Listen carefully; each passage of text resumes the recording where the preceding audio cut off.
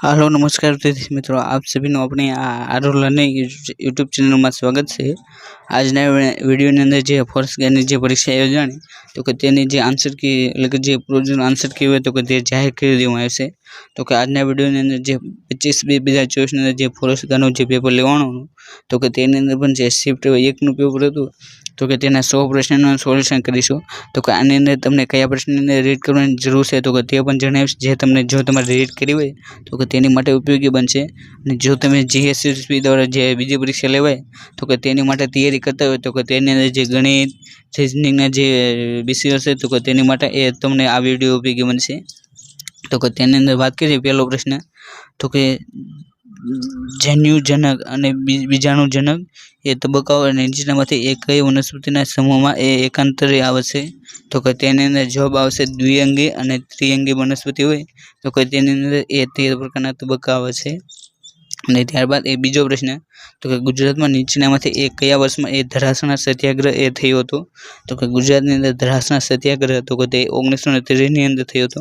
અને તેની અંદર એ સૌથી પહેલા તેનું આયોજન સૌથી પહેલા તેનું નેતૃત્વ એ ધરાસણા સત્યાગ્રહ એટલે કે જે ધરાસણા સત્યાગ્રહ છે તો કે તે ધરાસણા શહેર એ નવસારીની અંદર આવેલું છે, માટે તમારે તે પણ યાદ રાખવું। એટલે કે તમને તે પણ પૂછે છે તો કે ધરાસણા તો કે તે કયા જિલ્લાની અંદર આવેલું છે તો કે ધરાસણા તો કે તે નવસારી જિલ્લાની અંદર આવેલું છે।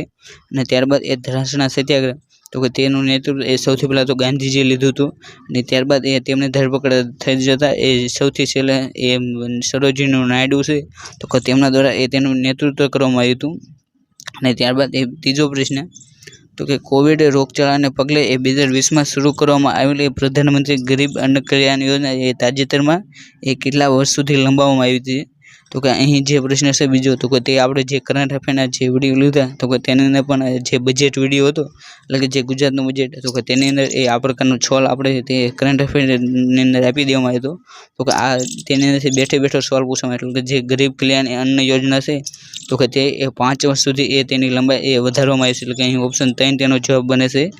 અને ત્યારબાદ ચોથો પ્રશ્ન તો કે 2011ની એ વસ્તી ગણતરીના અંતિમ ડેટા મુજબ એ ગુજરાતમાં નીચેનામાંથી એ કયા જિલ્લામાં એ સાક્ષરતા દર એ સૌથી ઓછો રહેલો છે તો કે તેની અંદર જો વાત કરીએ સૌથી ઓછો સાક્ષરતા દર તો કે તેની અંદર જવાબ આવે દાહોદ, પરંતુ અહીં તમને ઓપ્શનની અંદર દાહોદ ઓપ્શન આવ્યો નથી, માટે તમને એ બીજા ઓપ્શન પૂછવામાં આવે તો કે દાહોદ બાદ જો સૌથી ઓછો ક્રમ કહે તો કે તેની અંદર જવાબ આવે કચ્છ, એટલે કે અહીં ઓપ્શન સી તેનો જવાબ બને છે। અને ત્યારબાદ એ પાંચમો પ્રશ્ન તો કે 31 ડિસેમ્બરની તારીખ પ્રમાણે એ ગુજરાતનો દરિયા કિનારો એ ખાલી જગ્યા કિમી લાંબો હતો તો કે 31 ડિસેમ્બરની તારીખ પ્રમાણે એ ગુજરાતનો દરિયા કિનારો એ 1600 કિમી એ લાંબો હતો। એટલે કે જો તમને પૂછ્યું કે ભારતની અંદર સૌથી લાંબો દરિયા કિનારો એ કયું રાજ્ય ધરાવે છે તો કે તેની અંદર પણ જવાબ આવે ગુજરાત। અને ત્યારબાદ એ છઠ્ઠો પ્રશ્ન તો કે નીચેનામાંથી ગુજરાતના એ કયા જિલ્લાની એ પટોળાની એ સાડીઓ ખૂબ જ વખણાય છે તો કે તેની અંદર જે પાટણ જિલ્લો આવેલો છે તો કે તેની એ પટોળાની સાડી જાણીતી છે, એટલે કે પાટણનું પટોળું એ ખૂબ જ જાણીતું છે અને તેને પણ જે ટેગ આપવામાં આવે છે।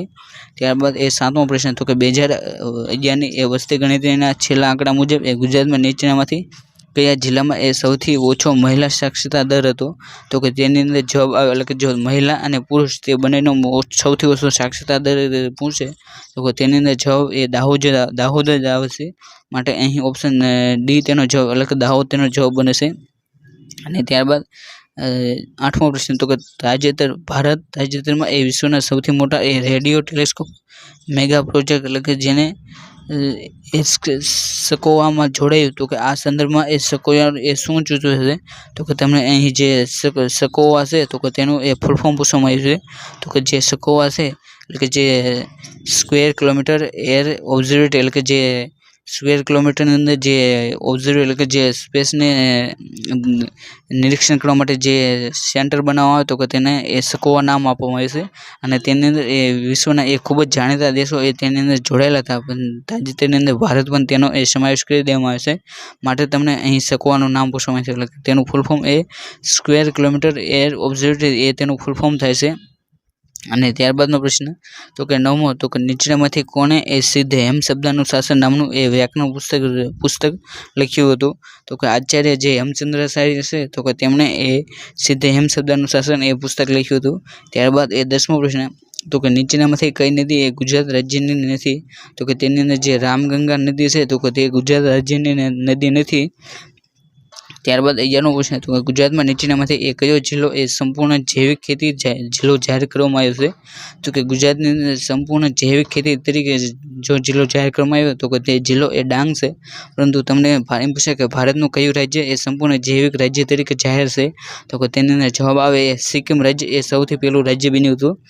ત્યારબાદ 12મો પ્રશ્ન તો કે ખાલસા સમુદાય એ તેમના પિઠોરાના નામના એ સુંદર ભીંતચિત્રો માટે એ જાણીતા છે અને જેનું સામાજિક અને ધાર્મિક એ બંને રીતે એ તેનું મહત્વ રહેલું છે. તો કે અહીં તમને જે પિઠોરા ચિત્ર એ કયા સમુદાય સાથે સંકળાયેલ છે તો કે તે પૂછવામાં આવ્યું છે. તો કે જે પિઠોરા ચિત્ર છે તો કે તે એ રાઠવા કોમ સાથે સંકળાયેલ છે. એટલે કે તમારે જો યાદ રાખવું હોય તો કે અહીં પિઠોરા એટલે કે છેલ્લે રા આવે અને તે માટે તમારે રાજ સમુદાય રાખવાનું, એટલે કે પિઠોરા રાઠવા સમુદાય તે રીતે તમારે શોર્ટકટ રીતે પણ યાદ રાખી શકો છો. અને ત્યારબાદ એ 13મો પ્રશ્ન તો કે નીચેનામાંથી એ કોને 2023માં એ ઉત્કૃષ્ટ કોચ માટે એ દ્રોણાચાર્ય પુરસ્કારથી નવાજવામાં આવ્યો છે? તો કે તાજેતરમાં એ 2023ની અંદર જે ખેલ પુરસ્કાર આપવામાં આવ્યો તો કે તેની અંદર જે ઉત્કૃષ્ટ કોચનો એવોર્ડ એ હોકીના એ કયા ખેલાડીને આપવામાં આવ્યો હતો? તો કે ઉત્કૃષ્ટ કોચનો એવોર્ડ એ શિવેન્દ્રસિંહ છે તો કે તેમને આપવામાં આવ્યો હતો. એટલે કે ઓપ્શન 4 તેનો જવાબ બને છે. ત્યારબાદ એ 14મો પ્રશ્ન તો કે ગુજરાતમાં નીચેનામાંથી એ સમાજ સુધારકોમાંથી એ કોને 1852માં એ જ્ઞાતિબંધ નામનો એ જાતિની મૂળભૂત વિભાવના પર એ સવાલ ઉઠાવતો નિબંધ લખ્યો હતો? તો કે તેની અંદર જવાબ બને છે એ દલપતરામ.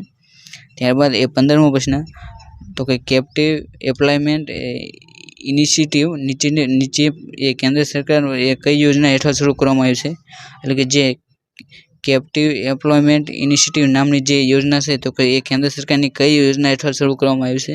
તો કે તે કેપ્ટિવ એમ્પ્લોયમેન્ટ ઇનિશિયેટિવ રહ્યું તો કે તે દીનદયાળ ઉપાધ્યાય એ ગ્રામીણ કૌશલ્ય યોજના છે તો કે તેના હેઠળ એ શરૂ કરવામાં આવેલી છે. ત્યારબાદ એ 16મો પ્રશ્ન તો કે નીચેનામાંથી એ કયો જંતુભક્ષી છોડ નથી? તો કે તેને જે અહીં તમને જંતુભક્ષી છોડ ન હોય તો કે તે પૂછવામાં આવશે. જ્યારે બ્લેન્ડર વોટ તો કે તે જંતુભક્ષી છે. જ્યારે વિનસ ફ્લાય ટ્રેપ તો કે તે પણ છે. પછી પિક્ચર પ્લાન્ટ તો કે તે પણ છે. જ્યારે મોનોટ્રોપા રહ્યો તો કે તે એ જંતુભક્ષી છોડ નથી. માટે અહીં તમને ઓપ્શન બી તેનો જવાબ બને છે. અને ત્યારબાદ 17મો પ્રશ્ન તો કે નીચેનામાંથી કોને મહાત્મા ગાંધીએ એ ખેડા સત્યાગ્રહનું નેતૃત્વ કરવા માટે એ સ્વતંત્રતા સેનાની તરીકે એ પસંદ કર્યા હતા? તો કે ખેડા સત્યાગ્રહ એટલે કે જેનું આયોજન એ 1918ની અંદર કરવામાં આવ્યું હતું તો કે તેના નેતૃત્વ તરીકે એ સરદાર વલ્લભભાઈ પટેલની પસંદગી કરવામાં આવી હતી. ત્યારબાદ એ 18મો પ્રશ્ન તો કે ડિસેમ્બર 2023 સુધીની એ ઉપલબ્ધ માહિતી મુજબ નીચેનામાંથી એ કયું રાજ્ય એ ભારતમાં વિદેશી પ્રવાસીઓની મુલાકાતના સંદર્ભમાં એ 20%થી એ વધુ ટકાવારી સાથે એ પ્રથમ ક્રમે રહેલું છે? તો કે ભારતની અંદર જો તમને પૂછે કે સૌથી વધુ વિદેશી મુલાકાતો આવનાર શહેર કયું રાજ્ય કયું હતું તો કે તેની અંદર જવાબ આવે ગુજરાત. એટલે કે અહીં પણ તેનો જવાબ એ ગુજરાત બને છે. ત્યારબાદ એ 19મો પ્રશ્ન તો કે નીચેનામાંથી કયો વિદેશી મુસાફર એ 7મી સદીમાં ભારતમાં આવ્યો હતો અને ધ્રુવસેનના મૈત્રકના શાસન દરમિયાન એ ગુજરાતની મુલાકાત લીધી હતી? તો કે તેની અંદર જવાબ આવે હ્યુએન સાંગ. એટલે કે અહીં ઓપ્શન 1 તેનો જવાબ બનશે. એટલે કે જે 19મો પ્રશ્ન છે તો કે તેની અંદર તમે રીડ કરી શકો છો કેમ કે તેમનો જવાબ એ જુહાન ઝાંગ રાખ્યો છે. તેઓ કોઈ પણ પ્રકારનો મુસાફર એ ભારતની અંદર આવ્યો નહોતો. માટે અહીં ઓપ્શન 1 તેનો જવાબ બનશે. માટે તમે આને પણ રીડ કરી શકો છો. અને ત્યારબાદ એ 20મો પ્રશ્ન તો કે ભારતીય બંધારણ એટલે કે 20મો પ્રશ્ન તો કે ભારતીય બંધારણના નીચેનામાંથી કયો અનુચ્છેદ જાહેર કરે છે કે સુપ્રીમ કોર્ટ દ્વારા એ નિર્ધારિત કાયદાઓ એ ભારતના પ્રદેશની અંદરની તમામ અદાલતો માટે એ બંધારણ કરતા રહેશે? તો કે તેની અંદર જે બંધારણનો જે 141મો અનુચ્છેદ છે તો કે તે એવો દર્શાવે છે કે સુપ્રીમ કોર્ટ દ્વારા જે આદેશ આપવામાં આવે તો કે તે એ ભારતની કોઈ પણ અદાલતે એ માન્ય રાખવો પડશે. અને ત્યારબાદનો પ્રશ્ન તો કે 21મો તો કે ભારતીય બંધારણની પ્રસ્તાવનામાં ઉલ્લેખિત ઉદ્દેશ્યોમાં એ બંધારણની મૂળભૂત રચના સામેલ છે અને જેને ભારતીય બંધારણના અનુચ્છેદ ખાલી હેઠળ એ સુધારી શકાતી નથી? તો કે જે ભારતની બંધારણના જે ઉદ્દેશ્યો છે તો કે તેને એ અનુચ્છેદ 368 મુજબ એ સુધારો કરી શકાતો નથી. ત્યારબાદ એ 22નો પ્રશ્ન તો કે કઈ સંસ્થાએ આયુષ્માન ભારત પ્રધાનમંત્રી જન આરોગ્ય યોજના એટલે કે જેને PM-JY હેઠળ એ હોસ્પિટલની કામગીરીને એ માપવા માટે એક શ્રેણીબદ્ધ કરવા માટે એક નવી પ્રણાલી શરૂ કરી છે. તો કે તેની અંદર જે રાષ્ટ્રીય સ્વાસ્થ્ય પ્રાધિકરણ છે તો કે તેના દ્વારા એ PM-JY યોજનાને યોગ્ય રીતે સંચાલન કરવા માટે એક અલગ પ્રણાલીનું નિર્માણ કરવામાં આવ્યું છે. અને ત્યારબાદ એ 23મો પ્રશ્ન તો કે નર્મદા અને તાપી નદી એ પશ્ચિમ તરફ વહે છે અને ખાલી જગ્યામાં ભળી જાય છે. તો કે નર્મદા અને તાપી નદી છે તો કે તે એ પશ્ચિમ તરફ વહે છે અને જે અરબી સમુદ્ર છે તો કે તેની અંદર ભળી જાય છે. અને ત્યારબાદ એ 24મો પ્રશ્ન તો કે 1959માં એ નીચેના ભારતીય રાજ્યમાંથી એ કયા રાજ્ય દ્વારા એ ત્રિસ્તરીય પંચાયતી રાજ પ્રણાલીની શરૂઆત કરવામાં આવી હતી? તો કે 1959ની અંદર જો સૌથી પહેલા એ પંચાયતી રાજની શરૂઆત થઈ તો કે તે રાજસ્થાન હતું અને તેની અંદર એ ત્રિસ્તરીય પંચાયતી રાજની શરૂઆત કરવામાં આવી હતી. ત્યારબાદ એ 25મો પ્રશ્ન તો કે ભારતીય બંધારણનો નીચેનામાંથી એ કયો અનુચ્છેદ એ અનુસૂચિત વિસ્તારો અને આદિજાતિ વિસ્તારોના વહીવટ માટેની એ જોગવાઈઓને પ્રાધાન્ય આપે છે? તો કે તેની અંદર જે 244 નંબરનો અનુચ્છેદ છે તો કે તે અનુસૂચિત વિસ્તારો અને આદિજાતિ વિસ્તારોના એ વહીવટ માટેનો જોગવાઈઓ આપે છે. અને ત્યારબાદ એ 26મો પ્રશ્ન તો કે બે સંખ્યાનો લસા એ 216 છે પરંતુ તેમનો ગુસા એ 27 છે અને સંખ્યાઓ તો કે તેમનો એ ગુણોત્તર 1:8 હોય તો બેમાંથી એ સૌથી મોટી સંખ્યા કઈ છે? તો કે બેમાંથી એ સૌથી મોટી સંખ્યા એ 216 એ સૌથી મોટી સંખ્યા છે. ત્યારબાદ એ 27મો પ્રશ્ન તો કે તે ખૂબ જ લાંબો છે એટલે કે બે પરિવારો A અને B દ્વારા એ કરવામાં આવેલ વિવિધ વસ્તુઓના ખર્ચનું પ્રમાણ નીચેના બાર ચાર્ટમાં તમને આપવામાં આવ્યું છે. તો કે જેની અંદર એ 20% એજ્યુકેશન, પછી 20% શિક્ષણ, પછી 20% એ A અને B ફેમિલી A બરાબર ફેમિલી B, પછી ટોટલ એક્સપેન્સિવ એટલે કે કુલ ખર્ચ એ 30,000 પર મંથ અને પ્રતિ માસ એ ફેમિલી એટલે કે જે 30,000 એ પર મંથ એ ફેમિલી ખર્ચ કરે છે. અને ફેમિલી B રહ્યું તો કે તે એ 100%, 10% એ ફૂડ પાછળ, પછી 60% એ અન્ય વસ્તુ પાછળ અને 30% એ એજ્યુકેશન પાછળ ખર્ચ કરે છે. અને તેમની પ્રતિ માસ આવક એ 1.5 લાખ છે. તો કે આ ચાર્ટ પરથી આપણે એ તારણ કાઢી શકાય છે. એટલે કે આ ચાર્ટ છે તો કે તે ચાર્ટ જોઈને એ તમને જે નીચે ઓપ્શન આપવામાં આવે છે તો કે તે તમારે તારણ ગોતવાના. તો કે તેનો જવાબ બને છે પરિવાર A અને પરિવાર B એ આહાર પર સમાન રકમ ખર્ચી રહ્યું છે તો કે તે તેનો જવાબ બને છે. અને ત્યારબાદ એ 28મો પ્રશ્ન તો કે નીચે આપેલ શ્રેણીને એ તાર્કિક રીતે પૂર્ણ કરવા માટે કરો તો કે આપેલ વિકલ્પો પછી જે પ્રશ્નાર્થ ચિહ્ન છે તો કે ત્યાં શું આવે તો કે તે તમારે ગોતવાનું છે.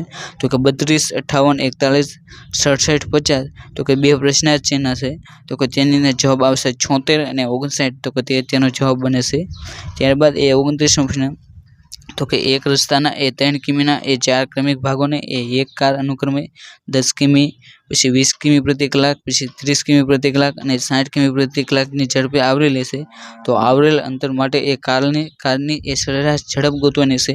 તો કે અહીં તમને જે અંતર છે તો કે તેનો એ સરવાળો કરીને તેને 4 વડે ભાગતા એ તમને સરેરાશ ઝડપ મળી જશે. તો કે જે એ 20 કિમી પ્રતિ કલાક એ તેની સરેરાશ ઝડપ આવશે. અને ત્યારબાદ એ 30મો પ્રશ્ન તો કે વાર્ષિક સમાન સાદા વ્યાજ દરે એ અરુણ એ 8,000નું રોકાણ કરે છે અને વરુણ એ 9,000નું રોકાણ કરે છે. અને જો 3 વર્ષના અંતે એ વરુણને અરુણ કરતાં એ 360નું એ વધુ વ્યાજ મળ્યું હોય તો કે તેમનો એ વ્યાજદર એ તમારે ગોતવાનો છે. તો કે તેની અંદર એ વ્યાજદર એ 12% એ તેમનો વ્યાજદર છે. અને ત્યારબાદ 31મો પ્રશ્ન તો કે નીચેનામાંથી કયો વિકલ્પ એ દેશ અને પાટનગર અને શહેરના સાચા સંયોજન તરીકે એ નીચેનામાં પ્રશ્નાર્થ ચિહ્ન માટે તમારે ગોતવાનું છે. તો કે તેની જે મેક્સિકો રાજ્ય છે દેશ તો કે તેનું પાટનગર એ મેક્સિકો સિટી છે. જેમ કેનેડા તો કે તેનું પાટનગર શું થાય તો કે કેનેડાનું પાટનગર એ ઓટોવા તે તેનું પાટનગર બને છે. ત્યારબાદ એ 32મો પ્રશ્ન તો કે 4 મિત્રો એક હરોળમાં બેઠા છે અને અનિલ એ સેન્ડી કરતાં મોટો છે, સેન્ડી એ બન્ની કરતાં નાની છે અને અનિલ એ રોશી કરતાં મોટો છે અને બન્ની એ અનિલ કરતાં નાની છે. તો કે રોશી એ સેન્ડી અને બન્ની બંને કરતાં નાની છે. તો નીચેનામાંથી સૌથી નાનું કોણ હોય તો કે તેની અંદર સૌથી નાનું એ રોશી હોય. ત્યારબાદ એ 33મો પ્રશ્ન તો કે જો કોઈ એક સંખ્યાના એ 20%ને એ 120માં ઉમેરવામાં આવે તો પરિણામ સ્વરૂપે એ જ સંખ્યા મળે છે. તો કે તે સમાન સંખ્યા 20% છે એટલે કે તે સમાન સંખ્યાના એ 20% છે તો કે તે સંખ્યા કઈ છે તો કે તેનો જવાબ આવે 30%. અને ત્યારબાદ એ 34મો પ્રશ્ન તો કે જો એમનો અર્થ એ એક્સ છે એટલે કે જે એમ છે તો કે તેનો અર્થ એ ગુણાકાર કરવાનો, પછી ડીનો અર્થ એ ભાગાકાર, પછી એનો અર્થ એ સરવાળો અને એસનો અર્થ એ તમારે બાદબાકી કરવાનો. તો કે નીચે આપેલ જે રકમ છે તો કે તેની ઉપર તમારે ભાગુ સબાનો નિયમ વાપરીને એ તમારે દાખલાનું સોલ્યુશન કરવાનું છે. તો કે તેને જવાબ આવશે 60. ત્યારબાદ એ 35મો પ્રશ્ન તો કે 7 સંખ્યાઓની સરેરાશ એ 23 છે અને જો દરેક સંખ્યા એ 4થી ઘટે તો 29 સરેરાશ એ કેટલી થાય? તો કે તેની અંદર તમને 7 સંખ્યાની સરેરાશ એ 23 છે તો કે દરેક સંખ્યા એ 3 3 4 4 ઘટે છે તો કે તમારે જે સરેરાશ છે તો કે તેની અંદરથી 4નો ઘટાડો કરી લેવો તો કે તેની અંદર જવાબ આવશે 19. તેનો જવાબ બને આવશે. ત્યારબાદ એ 36મો પ્રશ્ન તો કે નીચેની શ્રેણીમાં એવી કેટલી સંખ્યા છે જેની તરત પછી એ અક્ષર આવે? તો કે તેની અંદર જવાબ આવશે ઓપ્શન બી એટલે કે તેની અંદર 7 જવાબ આવે છે.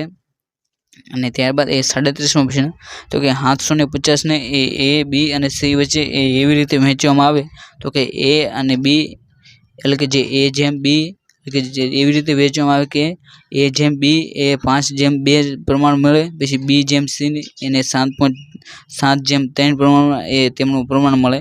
તો એનો હિસ્સો તમારે કેટલા રૂપિયા મળ્યા છે? તો કે તેની અંદર તમારે અહીં જે ગુણોત્તર આપ્યો છે તો કે તેને તમારે એ બી અને સી તે રીતે મેળવો. પછી ત્યારબાદ તમને જે એને ગુણોત્તર આવે તો કે તેને એ તમારે રકમની અંદર મેળવો તો કે તેનો જવાબ આવે 350 એ તેનો જવાબ બને છે.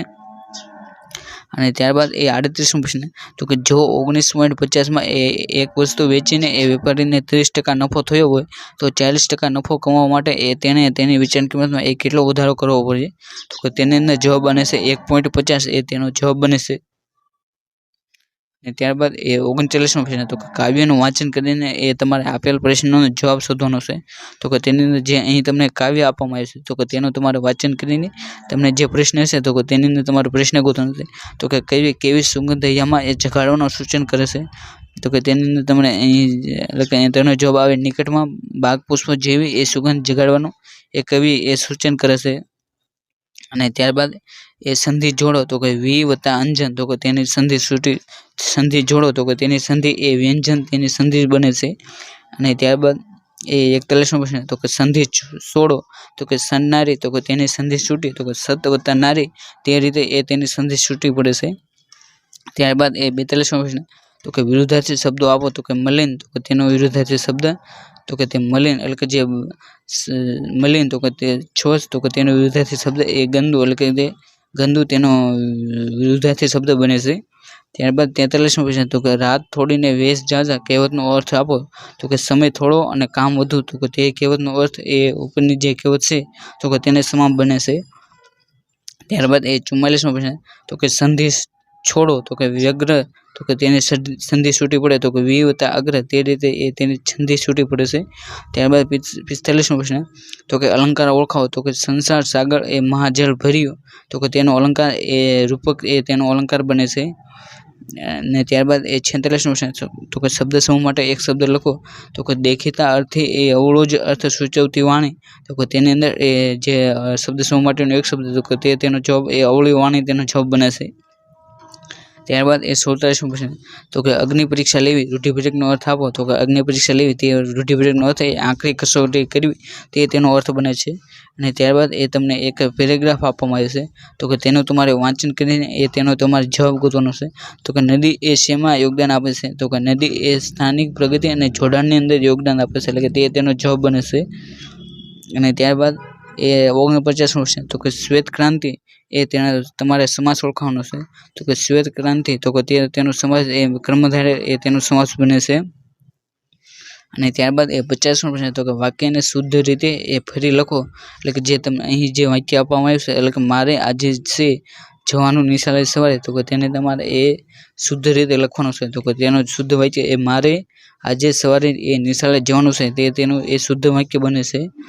અને ત્યારબાદ 51મો પ્રશ્ન તો કે જૈવિક વિચાલન એટલે કે જેને બાયો મેગ્નિફિકેશન નીચેનામાંથી એ કોના સંદર્ભ આપે છે? તો કે જે બાયો મેગ્નિફિકેશન છે તો કે તે ક્રમિક પોષક સ્તરોને એ ઝેરી પદાર્થની સાંદ્રતામાં જે વધારો થવો હોય તો કે તે તેની વિભાવના આપે છે.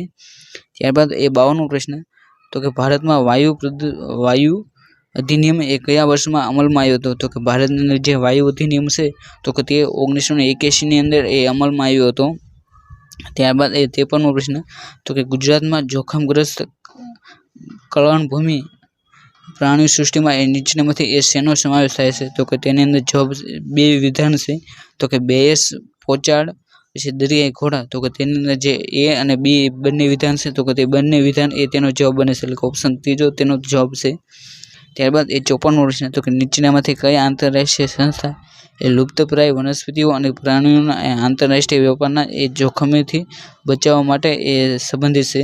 તો કે તેની માટે CITES સંસ્થા છે, એટલે કે જે ઓપ્શન 1 ની અંદર જે CITES સંસ્થા છે તો કે તે લુપ્તપ્રાય પ્રજાતિઓ અને પ્રાણીઓના આંતરરાષ્ટ્રીય વેપાર માટે જે જોખમ ઊભું થઈ રહ્યું છે તો કે તેના માટે CITES સંસ્થા ખૂબ જ ભાગ ભજવે છે. અને ત્યારબાદ 55મો પ્રશ્ન, તો કે તાપીય ટાપુઓ અંગેની નીચેનામાંથી કયું વિધાન સાચું છે? તો કે તેની અંદર વિધાન 1, તો કે જ્યારે શહેરીકરણ પૃથ્વીની સપાટી અને વાતાવરણની લાક્ષણિકતામાં ફેરફાર કરે છે તો કે ત્યારે તાપીય ટાપુ અજાણતા થયેલ આબોહવા ફેરફારનું ઉદાહરણ છે. ત્યારબાદ બીજું વિધાન, તો કે જેમ જેમ શહેરોમાં રસ્તાઓ, ઇમારતો, ઉદ્યોગો અને લોકો ઉમેરતા જાય તેમ શહેરી વિસ્તારોમાં તાપીય ટાપુઓ બને છે. તો કે આની અંદર વિધાન 1 અને વિધાન 2 તે બંને વિધાન સાચા બને છે. ત્યારબાદ 56મો પ્રશ્ન, તો કે ગુજરાતના નીચેનામાંથી કયો સંરક્ષિત વિસ્તાર જંગલી ગધેડાનું ઘર ગણાય છે? તો કે તેની અંદર જે કચ્છનું નાનું રણ છે તો કે તે જંગલી ગધેડા, એટલે કે જેને ઘોડખર તરીકે ઓળખવામાં આવશે તો કે તે તેનું સંરક્ષણ વિસ્તાર ગણાય છે. ત્યારબાદ 57મો પ્રશ્ન, તો કે ખાલી જગ્યા નિર્ધારિત વસ્તીના કાર્બન ડાયોક્સાઇડ અને મિથેનના ઉત્સર્જનના કુલ પ્રમાણનું માપ છે. તો કે જેની અંદર જે કાર્બન ફૂટપ્રિન્ટ છે તો કે તેનો જવાબ બને છે. ત્યારબાદ 58મો પ્રશ્ન, તો કે સઘન સંરક્ષણ પ્રયાસો માટે વિશ્વમાં કેટલા ટકા જૈવ વિવિધતાના હોટસ્પોટ સ્થળ છે? તો કે તેની અંદર જવાબ આવશે 18, એટલે કે વિશ્વની અંદર જૈવ વિવિધતાના કુલ 36 સ્થળો આવેલા છે. અને ત્યારબાદનો પ્રશ્ન, તો કે 59મો, તો કે નીચેનામાંથી સેના દ્વારા પર્યાવરણના ઘટકો વચ્ચે સંબંધો સર્જવામાં આવ્યા છે? તો કે તેનું પહેલું વિધાન, તો કે ઉર્જાનો પ્રવાહ. બીજું વિધાન, તો કે પોષક દ્રવ્યોનું ચક્રીકરણ. તો કે તેની અંદર ઓપ્શન 1 અને 2 વિધાન 1 અને 2 તે બંને વિધાન સાચા બને છે. ત્યારબાદ 60મો પ્રશ્ન, તો કે ગુજરાતના વન્યજીવોના સંદર્ભમાં કાળિયાર, એટલે કે જેને એન્ટોલોપ સર્વિકાપા વિશે નીચેનામાંથી કયું વિધાન સાચું નથી? તો કે એની અંદર તમને જે અહીં ખોટું વિધાન તમારે પસંદ કરવાનું છે. તો કે તેની અંદર જે માદાને લાંબા શિંગડા હોય છે તો કે તે વિધાન ખોટું છે, એટલે કે એની અંદર ઓપ્શન 4 તેનો જવાબ બને છે. અને ત્યારબાદ 61મો પ્રશ્ન, તો કે નીચેનામાંથી કઈ લુપ્તપ્રાય જાતિ તો ગુજરાતની અંદર જોવા મળે છે? તો કે તેની અંદર જે ખેરો તો કે તે જે લુપ્તપ્રાય જાતિ જે ખેરો છે તો કે તેની ગુજરાતની અંદર જે જોવા મળે છે, જેને સામાન્ય રીતે ખેડો તરીકે પણ ઓળખવામાં આવે છે. જે કાંટાળું જે ઉંદર જેવું હોય તો કે તેની અંદર ખૂબ જ કાંટા હોય તો કે તે રીતે જોવા મળે છે. અને ત્યારબાદ 62મો પ્રશ્ન, તો કે United Nation global e waste monitoring report અનુસાર કયો દેશ ઇલેક્ટ્રોનિક કચરાનો સૌથી મોટું ઉત્પાદક છે? તો કે તેની અંદર જવાબ આવે ચીન. ત્યારબાદ 63મો પ્રશ્ન, તો કે ભારતના ગુજરાત રાજ્યમાં કેટલા કૃષિ આબોહવાકીય વિસ્તારો આવેલા છે? તો કે એટલે કૃષિ આબોહવાકીય એટલે કે જેને એગ્રો ક્લાઇમેટ ઝોન કહે તો કે તેવા ગુજરાતની અંદર કુલ 8 એગ્રો ક્લાઇમેટ ઝોન આવેલા છે, એટલે કે અહીં ઓપ્શન 3 તેનો જવાબ બને છે. અને ત્યારબાદ 64મો પ્રશ્ન, તો કે સલામત વ્યવસ્થાપન, પછી ઉત્પાદન, પ્રક્રિયા, ટ્રીટમેન્ટ, પેકેજ સંગ્રહ, પછી પરિવહન, પછી ઉપયોગ માટે પુનઃ પ્રક્રિયા, એકત્રીકરણ, રૂપાંતર અને વેચાણ, વિનાશ અને જોખમી કચરાનો નિકાલ સુનિશ્ચિત કરવા માટે જોખમી કચરાના વ્યવસ્થાપન નિયમો સુનિશ્ચિત કરવા માટે ખાલી જગ્યા વસ્તી નિયમો ઘડવામાં આવ્યા હતા. તો કે જે નિયમો હતા તો કે તેનો અમલ 1989થી તેનો અમલ કરવામાં આવ્યો હતો. ત્યારબાદ 65મો, તો કે ગ્લોબલ વોર્મિંગની અસરો વિશે નીચેનામાંથી કયું વિધાન સાચું છે? તો કે તેની અંદર વિધાન 1, તો કે વસંત હવે સામાન્ય સમય કરતાં લગભગ 1 સપ્તાહ વહેલી આવે છે. બીજું વિધાન, તો કે ઓઝોન છિદ્રની રચના કરે છે. તો કે તેની અંદર જે વિધાન 1 અને તો વિધાન 2 તો કે તે બંને વિધાન સાચા બને છે. અને ત્યારબાદ એ 64મો પ્રશ્ન તો કે United nation climate change conference એટલે કે જેને UNFCCC COP28 ડિસેમ્બર 2023માં એ નીચેનામાંથી એ કયા શહેરની અંદર તેનું આયોજન કરવામાં આવ્યું હતું તો કે જે COP28 હતું તો કે તેનું આયોજન એ દુબઈ ખાતે કરવામાં આવ્યું હતું। અને ત્યારબાદ એ 67મો પ્રશ્ન તો કે ખાલસા માનવ સમાજને એક કુદરત પાસેથી જેવી જરૂર છે તો કે તે પૂરું પાડવા માટે અને તેઓથી જ જે કચરો અને પ્રદૂષણ નીકળે છે અને એને શોષી લેવા માટે એ કેટલીક જમીન જઈને એ તેનો અંદાજ છે તો કે તેની અંદર જે ઇકોલોજીકલ ફૂટપ્રિન્ટ છે તો કે તે તેનો જવાબ બને છે। અને ત્યારબાદ એ 68મો પ્રશ્ન તો કે એસિડ વર્ષાની અસર એ નીચેનામાંથી કઈ છે તો કે જે એસિડ વર્ષા થાય તો કે તેની અસર એ જમીનના પોષક તત્વોનું નિક્ષાલન તો કે તેની અસર છે। પછી સ્મારક પર સંરક્ષક અસર તો કે તે પણ તેની અસર બનશે એટલે કે અહીં ઓપ્શન 1 તેનો જવાબ બને છે એટલે કે વિધાન 1 અને વિધાન 2 તે બંને સાચા બને છે। ત્યારબાદ એ 69મો પ્રશ્ન તો કે નીચેનામાંથી કયો વાયુ એ ડાંગરના ખેતરોમાંથી એ ઉત્પન્ન થાય છે અને ગ્લોબલ વોર્મિંગમાં સામેલ થાય છે તો કે તેની અંદર જવાબ આવે વિધાન 1 મિથેન, વિધાન 2 નાઇટ્રસ ઓક્સાઇડ તો કે તેની અંદર એ બંને જવાબ આવે છે એટલે કે અહીં એ વિધાન 1 અને વિધાન 2 તે બંને તેનો જવાબ બને છે। પરંતુ ઘણા બધા વિદ્યાર્થીઓને એ માત્ર મિથેનનું જ સામાન્ય માહિતી હોય છે માટે તેમને એ ઘણા બધા વિદ્યાર્થીઓને એ જે 69મો પ્રશ્ન છે તો કે તે ખોટો પડ્યો હોય છે।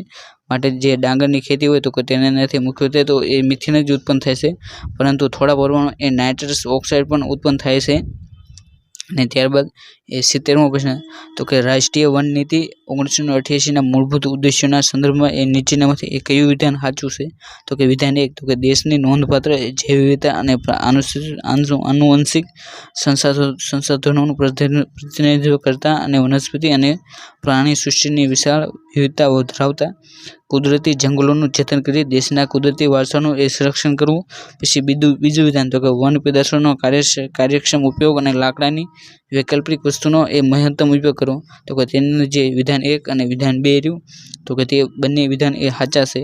ત્યારબાદ 71મો પ્રશ્ન તો કે નીચેનામાંથી એ કયું વનનાશને રોકવાના એ ઉપચારક પગલાં અંગે એ યોગ્ય છે તો કે વિધાન 1 તો કે વન વૃદ્ધિની નિયમિત દેખરેખ માટે એ વિશ્વસનીય પદ્ધતિ વિકસાવવી।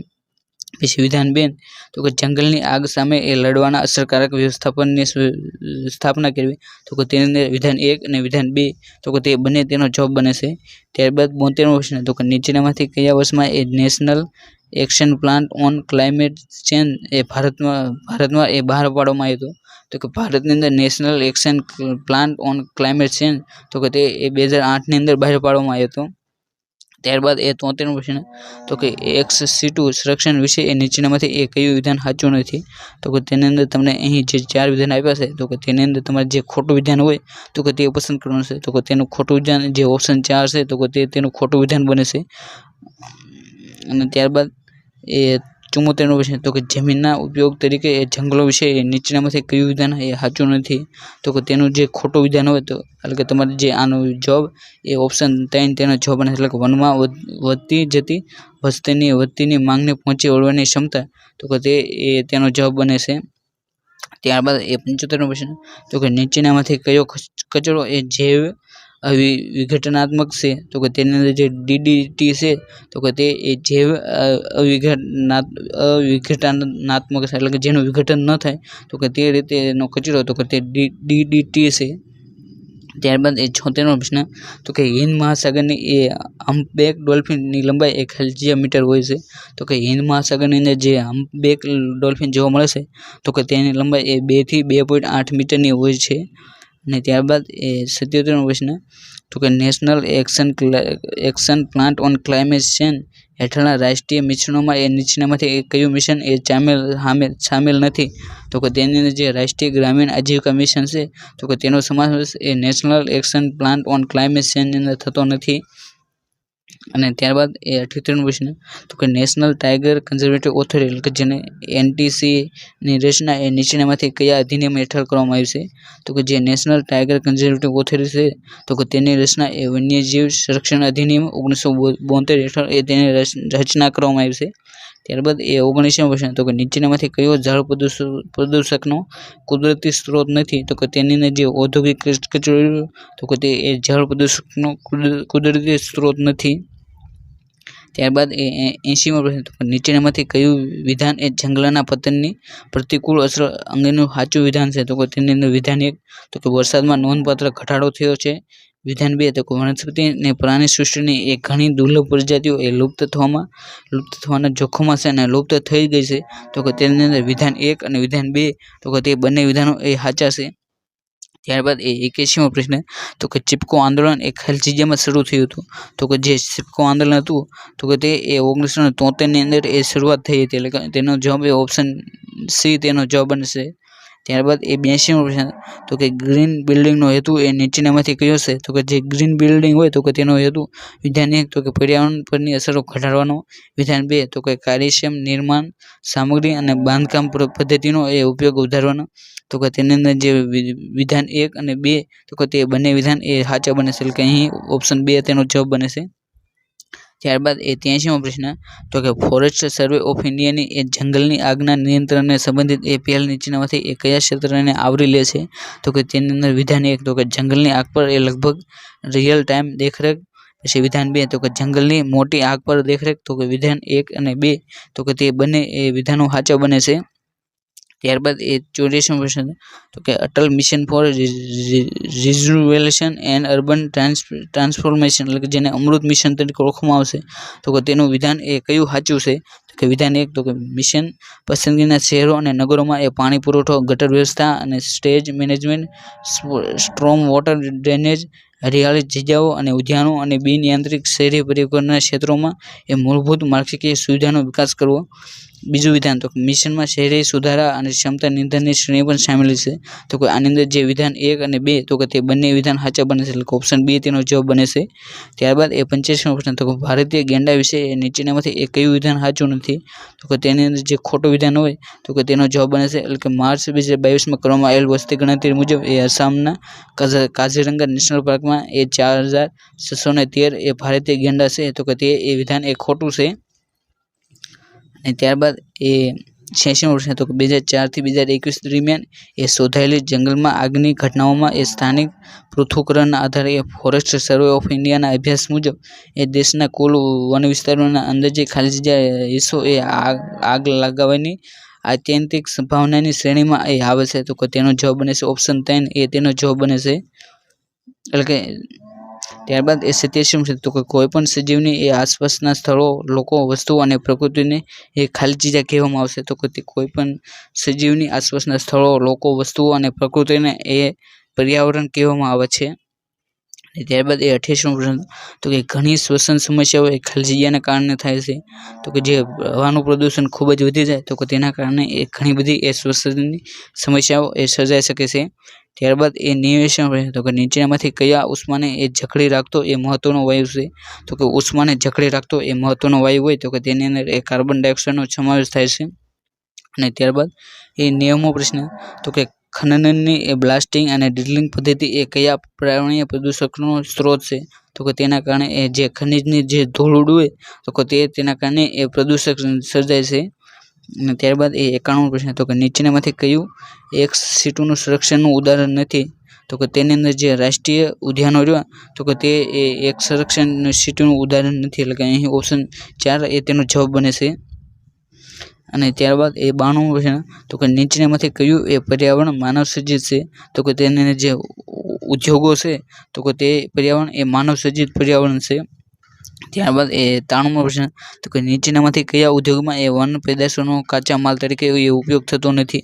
તો કે જે લોખંડ ઉદ્યોગ હોય, તો કે તેની અંદર એ વન પેદાશોનો એ કાચા માલ તરીકે ઉપયોગ થતો નથી.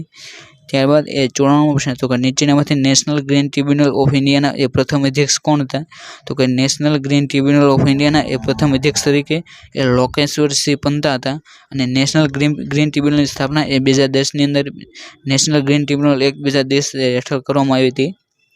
અને ત્યારબાદ એ 95મો પ્રશ્ન, તો કે આર્ટિકલ કાઉન્સિલ વિશે એ નીચેનામાંથી એ કયું વિધાન સાચું છે? તો કે વિધાન 1, તો કે તેની સ્થાપના એ ઔપચારિક રીતે એ 1996ની અંદર કરવામાં આવી હતી. પછી બીજું વિધાન, તો કે આર્કટિક કાઉન્સિલના એ તમામ નિર્ણયો અને નિવેદનો માટે એ 8 આર્કટિક રાજ્યોની એ સંમતિ જરૂરી છે. તો કે તેની અંદર વિધાન 1 અને વિધાન 2, તો કે તે બંને એ સાચા છે. ત્યારબાદ 96મો પ્રશ્ન તો કે ખાલજીના સિદ્ધાંતોની ધારણા રાખે છે કે વૈશ્વિક સરેરાશ તાપમાનમાં વધારો જે ગ્લોબલ વોર્મિંગ તરીકે વ્યાખ્યાયિત છે તો કે વિશ્વની આબોહવાની પરિસ્થિતિઓને એ પ્રભાવિત કરે છે. તો કે તેનો જવાબ જે આબોહવાનું પરિવર્તન થાય છે તો કે તેનો જવાબ બને છે. ત્યારબાદ 97મો પ્રશ્ન તો કે ગુજરાતમાં નીચેનામાંથી એ કયું આરક્ષિત જૈવારણ્ય છે તો કે તેની અંદર જે કચ્છ છે તો કે તેની અંદર એ છાછરી ઢળ નામનું જૈવ આરક્ષિત ક્ષેત્ર એ આવેલું છે. એટલે કે અહીં ઓપ્શન બી તેનો જવાબ બને છે. અને ત્યારબાદ 98મો પ્રશ્ન તો કે ગીરના જંગલને એ કયા વર્ષમાં એ ગીર સિંહ અભયારણ્ય તરીકે એ જાહેર કરવામાં આવ્યું હતું તો કે ગીરનું જે સિંહ અભયારણ્ય છે તો કે તેને એ 1965ની અંદર એ ગીરના સિંહ અભયારણ્ય તરીકે જાહેર કરવામાં આવ્યું હતું. અને ત્યારબાદ એ 1975ની અંદર એ તેને નેશનલ પાર્ક તરીકે પણ જાહેર કરી દેવામાં આવે છે. અને ત્યારબાદ 99મો પ્રશ્ન તો કે નીચેનામાંથી એ કયું ગ્રીન બિલ્ડિંગનું એ મહત્વનું તત્વ હશે તો કે તેની અંદર વિધાન 1 તો કે સ્માર્ટ ડિવાઇઝન, વિધાન 2 તો કે જળ સંરક્ષણ તો કે અહીં વિધાન 1 અને 2 તો કે તે બંને વિધાન એ સાચા બને છે. અને ત્યારબાદ 100મો પ્રશ્ન તો કે નીચેનામાંથી એ કયા મંત્રાલયે એ ગ્રીન ઇન્ડિયા માટે એ રાષ્ટ્રીય મિશન શરૂ કર્યું હતું તો કે પર્યાવરણ અને જે વન મંત્રાલય છે તો કે તેમના દ્વારા એ ગ્રીન ઇન્ડિયા માટેનું એક રાષ્ટ્રીય મિશન શરૂ કરવામાં આવ્યું હતું.